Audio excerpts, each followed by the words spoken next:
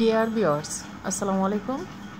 আজকে আমি খুব অল্প সময় এবং সবচেয়ে সহজ পদ্ধতিতে মাছের একটি রেসিপি রান্না করব। প্রথমে আমি সবগুলো উপকরণ একসাথে রেডি করে নিব।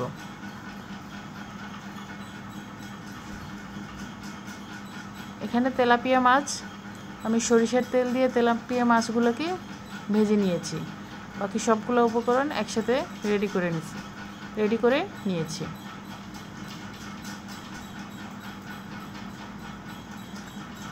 তারপর চুলাতে কড়াই বসিয়ে সরিষার তেল পরিমাণ মতো দিয়ে দিব। তেল গরম হয়ে আসলে পেঁয়াজ কুচি, ফালি করে রাখা কাঁচামরিচ কড়াইয়ে দিয়ে ভালো করে ভেজে নেব। তারপর সেখানে কেটে রাখা আলুগুলোকে দিয়ে দিলাম। দিয়ে ভালো করে নেড়ে চেড়ে ভেজে নিব।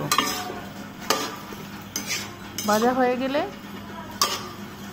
আলাদা করে রাখা মশলা, হলুদের গুঁড়া, মরিচের গুঁড়া, লবণ, ধনিয়ার গুঁড়া দিয়ে দিলাম।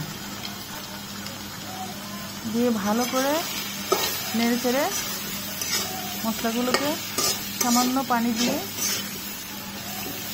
পানি দিয়ে ভালো করে কষিয়ে নেব। আলু সিদ্ধ হয়ে আসলে কেটে রাখা টমেটোগুলো দিয়ে ভালো করে নেড়ে চেড়ে ঢেকে জাল দিব। টমেটো গলে আসার আগ পর্যন্ত।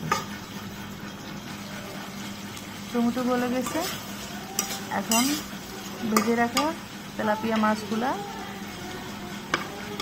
দিয়ে দিলাম। দিয়ে নেড়ে চেড়ে পরিমাণ মতো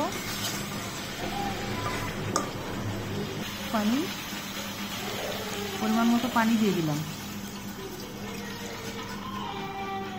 পানি দিয়ে নেড়ে চেড়ে ঢেকে জাল করব 5 মিনিট। 5 মিনিট পরে ভালো করে নেড়ে চেড়ে দেখলাম সব কিছু ঠিকঠাক মতো হয়ে গেছে। এখন দিয়ে দিব ধনিয়া পাতা কুচি, কেটে রাখা ধনিয়া পাতা কুচি দিয়ে নেড়ে চেড়ে